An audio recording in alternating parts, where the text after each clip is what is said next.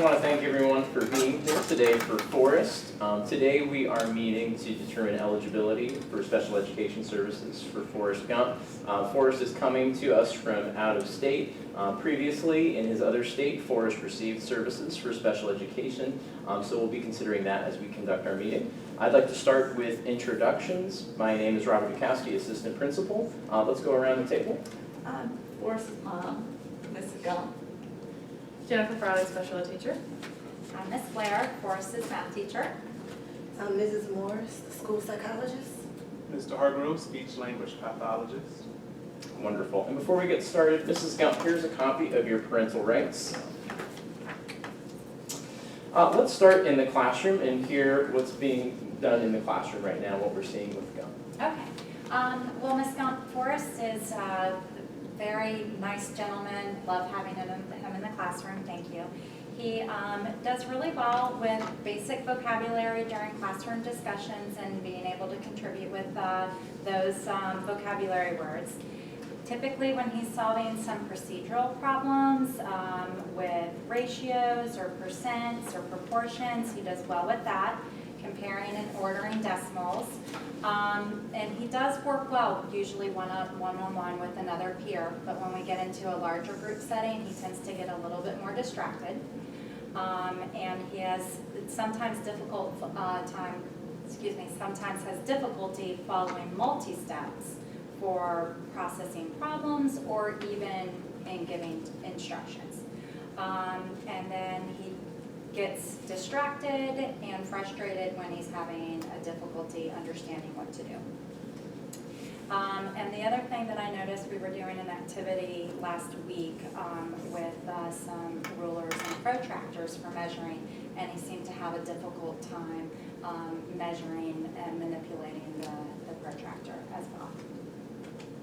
Thank you. So, Mrs. Gump, did you have any questions about what's going on in the classroom or want to add anything? I noticed that you mentioned the ratios that he does well at, and so in real situations when he's helping me with recipes and for a guest at our house that I notice. Excellent. Those are great things for him to do Yeah, so and to help out with the math. Excellent. Great. Keep doing those. Great, thank you. Let's hear from Mrs. Farley, special education teacher. So Forrest is awesome in my classroom. You know, we put him in a self-contained classroom to start off with due to his low reading ability. However, I think he's making a good transition. Writing is still a weak area for him. His spelling is more phonetic than it is appropriate. And so he's working on that, and we're going to work towards him writing a complete sentence or a couple complete sentences because he currently can only write a few words at a time. But other than that, I've noticed he's made one friend so far, which is good because he's new to the district, so I feel that's a positive trait for him. However, we're going to work on getting him to talk more to his peers and interact with them more in class. But overall, I think he's made a smooth transition to school. Excellent.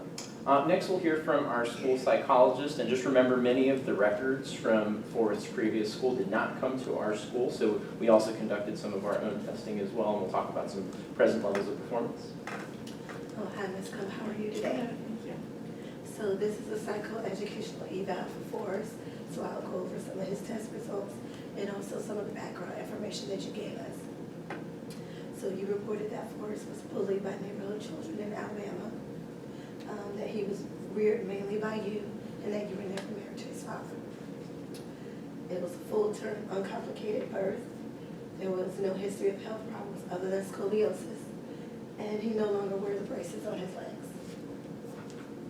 Forrest began school at the age of 3 in Greenville City Public Schools.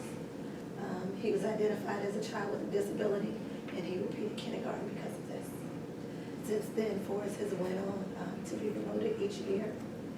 He is now 14 years old and currently in 8th grade. He took the mandatory Alabama State exams, but he performed poorly. But he also has positive behavior reports. All of his grades range from a D to a B- in his classes, and he received special education services through the resource teacher. Is all of that correct? Here in Virginia, he has been placed in classes for the learning disabled, self-contained classes for English, and then inclusion classes for everything else, for math, science, and social studies. The braces have been removed, as previously stated, and he appears to be a gifted sprinter and is motivated to run track in high school. There's been no history of substance abuse. He's well nourished. His gait and posture are a little bit abnormal due to wearing braces on his legs and the effects of scoliosis.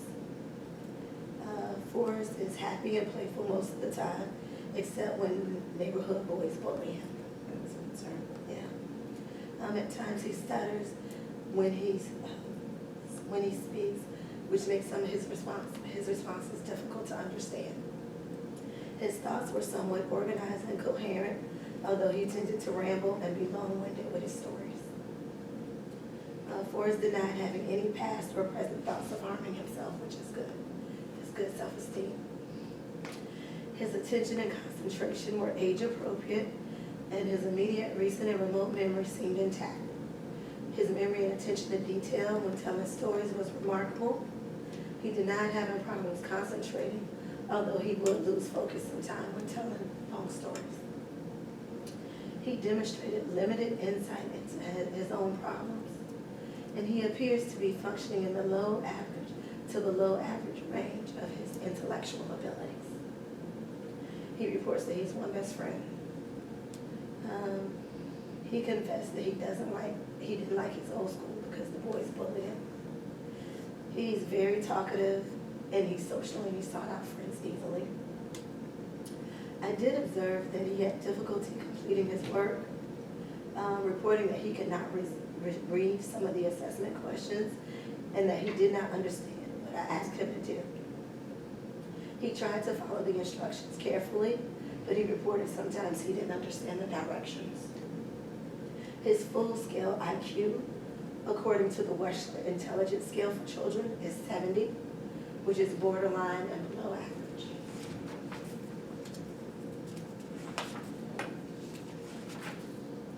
Their numbers are tested identical first.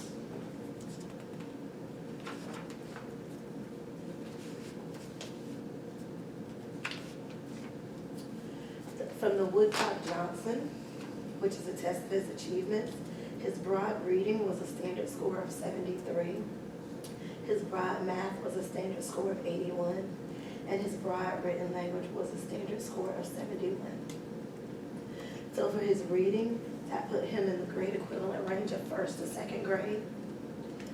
For his math, grade equivalent score of midway through second through third grade.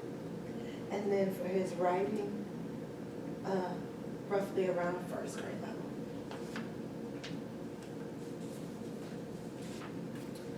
Overall, Forrest's skills are evenly distributed, and Forrest achieves in the below average range and with skills typical of younger elementary students. The diagnosis for Forrest is more likely mildly intellectually disabled than learning disabled. Do you have any questions for me, Ms. Scott? Thorough, thank you. Okay, thank you. Thank you. All right, next let's hear from speech and OT. All right, well, so nice to meet you, Ms. Gum. I'll be speaking on behalf of our physical therapists and occupational therapists. And as you know, as Ms. Morris already stated, that Forrest does suffer with scoliosis, and at one point did wear leg braces on both his legs, which since have been removed. So he's not recommended to receive services for physical treatment, but it is recommended that Forrest still receive some occupational services to assist in his fine motor skills and organization in the educational environment. As far as with speech, we conducted some language assessments on Forrest, and we know that he stutters from time to time when he speaks. Although his speech is reasonably clear, it does make his responses sometimes difficult to understand. He is a great storyteller, and we were able to collect some great language samples during some of our informal conversations. He demonstrates little difficulty expressing himself, which is great. And he was very compliant and gave appropriate age, appropriate attention, effort during his assessments. And with me, he displayed no difficulties in responding. He has such a unique and peculiar way to respond. It definitely made the assessments more enjoyable. Thank you. Mrs. Gump, I know you've heard a lot of information. Did you have any questions at all before we move Everybody on? was very clear and thorough, and it just kind of confirms the things I already knew, and he was receiving services in Alabama, so familiar with the general process. Okay, great. We'll move on to our next step, where we consider whether or not Forrest will be found eligible for a specific learning disability.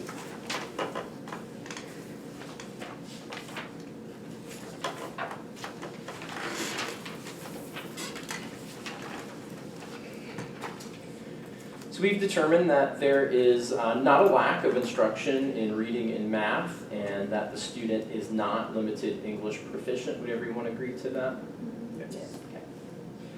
Based on the report of the committee members and based on the testing that was done, are we in agreement that Forrest will qualify for a specific learning disability and receive associated services? Yes. Yes. Yes. Is there anyone that disagrees? Okay. Next, I am going to go through the prior written notice. On the 20th of October, we proposed that Forrest was eligible for special education as a student with a specific learning disability under the Individuals with Disabilities Education Act. The committee met and determined that Forrest met the Virginia definition of specific learning disability because Forrest requires specially designed instruction due to the adverse impact his disability has on his progress in the general education classroom. Based on our assessments and records that we used, we considered the student's cumulative record, including his educational, observational, social history, and psychological record, the comprehensive records review and special education committee input, as well as parental input to make our decision today. The option of finding that Forrest did not have a disability was rejected. The team determined that Forrest met the eligibility criteria for a student with a disability and does require special education services. Mrs. Gump, the mother, participated in the meeting and agreed with the committee in continuing to find Forrest eligible as a student with a specific learning disability. Mrs. Gump, did you have any questions or concerns based on the prior written notice? Okay. Does anyone else have any other comments? All right, well, thank you for your participation today. Next, we'll sign, or we'll send out a sheet, and if everyone could sign that they were a participating member.